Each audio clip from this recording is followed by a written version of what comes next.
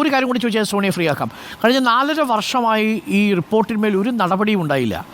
നടപടി എന്ന് ഉദ്ദേശിച്ചത് ഈ പരാതി പറഞ്ഞ മൊഴി പറഞ്ഞ പെൺകുട്ടികളോട് പോയി സർക്കാർ ഈ വിഷയങ്ങൾ അവരോട് ചോദിക്കുകയോ അതുമായി ബന്ധപ്പെട്ട നടപടികളിലേക്ക് കടക്കുന്നതിനെക്കുറിച്ചുള്ള പ്രാഥമിക അന്വേഷണമോ നടത്തിയില്ല. അതേസമയം സോണിയെ തന്നെ സൂചിപ്പിച്ച് ഈ നടനടക്കമുള്ളവരുമായി ഈ സർക്കാരിലെ ഉന്നത ബന്ധമുള്ള ആളുകൾ പല ചടങ്ങുകളിലും പങ്കെടുക്കുന്നത് ഈ മൊഴി കൊടുത്ത കുട്ടികൾ കാണുകയും ചെയ്യും.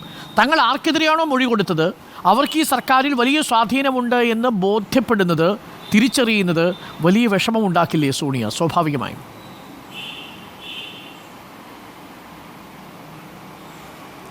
അതെ, തീർച്ചയായിട്ടും. അതുകൊണ്ടാണല്ലോ ഇവർ ഇത്രയും സ്വാധീനമുള്ളവരാണ് എതിരാളികൾ എന്നുള്ളത് കൊണ്ടാണല്ലോ എല്ലാവരും പേടിച്ചിട്ട് പോലീസ് കംപ്ലൈൻറ്റ് കൊടുക്കാതെ ഈ സംഘടനയ്ക്കകത്ത് തന്നെ ഒരു ശബ്ദം ഉരിയാടാതെ ഇതിനകത്ത് ഇങ്ങനെ ശ്വാസം മുട്ടി വെങ്ങിപ്പൊട്ടി ജീവിക്കുന്നത്.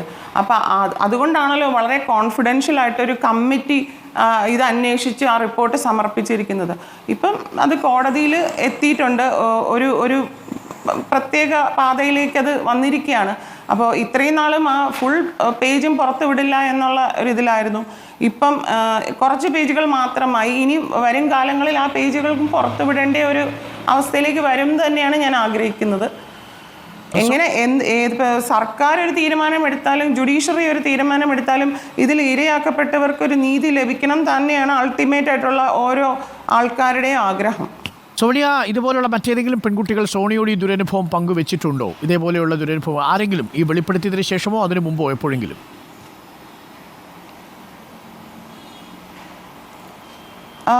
ഞാൻ ഒരു അച്ഛനോടൊപ്പം ഒരു സിനിമയുടെ സെറ്റിൽ പോയപ്പം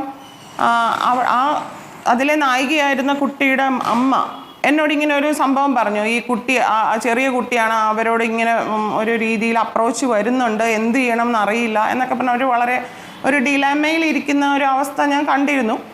പക്ഷേ ഞാനും അന്ന് വളരെ ചെറുപ്പമാണ്. അപ്പം ഞാനും അതിങ്ങനെ കേട്ടിട്ട് ആദ്യമായിട്ട് കേൾക്കുവാണ്. അപ്പം ഇങ്ങനെയൊക്കെ ആണോ ഇതിനകത്ത്? കാരണം അച്ഛൻ എന്നോട് ഇങ്ങനത്തെ വിഷയങ്ങളൊന്നും ഡിസ്കസ് ചെയ്യാറില്ല.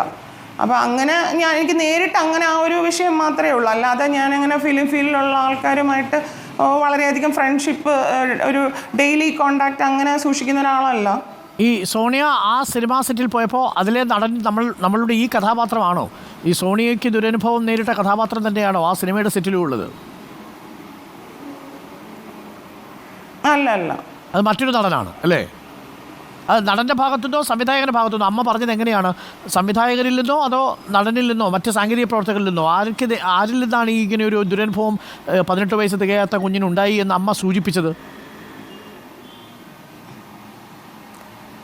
ഏകദേശം അതിലെ മെയിനായിട്ടുള്ള എല്ലാവരും ഈ ഇങ്ങനൊരു ദുരനുഭവം ഉണ്ടാവുന്നു, 18 വയസ്സ് തികയാത്ത ഒരു കുഞ്ഞിനെതിരെ ദുരനുഭവം ഉണ്ടാവുന്നു എന്നുള്ളൊരു കാര്യം അന്ന് പറഞ്ഞു. പക്ഷേ ബാക്കി കാര്യങ്ങളൊന്നും വിശദീകരിച്ചിട്ടില്ല. ആ കുട്ടി ഒന്നും പറഞ്ഞില്ല, കുട്ടിയുടെ അമ്മയാണ് പറഞ്ഞതല്ലേ?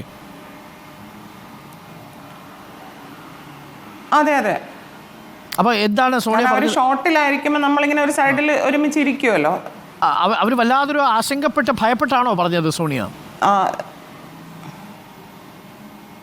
അതെ അതെ, തീർച്ചയായിട്ടും. അപ്പം ഞാനും അതേ അവസ്ഥയിലൂടെ കടന്നുപോയി. അവരതിനെ എങ്ങനെ അതിജീവിക്കും എന്നുള്ള, കാരണം നമുക്ക് ഇപ്പോൾ ഉള്ള പോലെ ഒരു തിങ്കിങ് പവർ അല്ലല്ലോ അന്ന് ആ ചെറിയ പ്രായത്തിൽ ഇങ്ങനെയൊക്കെയാണോ ഇവിടെ നടക്കുന്നത് എന്നുള്ള അത്ഭുതമായിരുന്നു എനിക്ക്. അത്ഭുതം, ഒരു പേടിയോ ഒക്കെ എനിക്കും തോന്നി.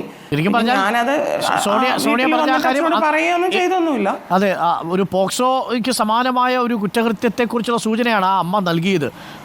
വല്ലാതെ ഞെട്ടിക്കുന്നതാണ്. സ്വാഭാവികമായും ഇവരൊക്കെ മൊഴികൾ കൊടുത്തിട്ടുണ്ടെങ്കിൽ ഇതെല്ലാം പറയേണ്ടതുമാണ്. ആ കുട്ടി രക്ഷപ്പെട്ടിട്ടുണ്ടാവുമോ സോണിയ? എന്ത് തോന്നുന്നു? അതിനെക്കുറിച്ച് എനിക്കറിയില്ല. പിന്നീട് ഞാൻ അവരെ കണ്ടിട്ടുമില്ല. Okay Sonia, thank you Sonia. എന്തായാലും സോണിയ ഈ കാര്യങ്ങളൊക്കെ തുറന്നു പറയുമ്പോൾ അത് ചിലർക്കെങ്കിലും ആത്മവിശ്വാസം നൽകുന്നുണ്ട്. അതുകൊണ്ടാണ് ഞാൻ ഒരിക്കൽ കൂടി സോണിയ നമുക്ക് അതിഥിയായി എത്തണം എന്ന് പറഞ്ഞത്. കാരണം ഈ കാര്യങ്ങളൊക്കെ പറയാൻ പലർക്കും വലിയ ബുദ്ധിമുട്ടാണ്. ഏതെങ്കിലും തരത്തിൽ സോണിയയുടെ പേഴ്സണൽ അനുഭവം വിശദീകരിക്കാനല്ല, പക്ഷേ സോണിയയുടെ ഈ നിലപാട് വളരെ പ്രധാനപ്പെട്ടതാണ്. തുറന്നു പറയാൻ പലരും മടിക്കുമ്പോൾ തുറന്നു പറയാൻ കഴിയുന്ന ഒരു സമൂഹമായി നമ്മൾ മാറുക, വിസിൽ ബ്ലോവേഴ്സ് എന്നൊക്കെ പറയുന്ന പോലെ. Thank you Sonia. ആ നിലപാടിനോടൊപ്പം തന്നെയാണ് നമ്മളെല്ലാവരും ഉള്ളത്. താങ്കൾ പറഞ്ഞതുപോലെ ആ ഒരു ദുരനുഭവമുള്ള ഒരുപാട് മനുഷ്യരുണ്ട്.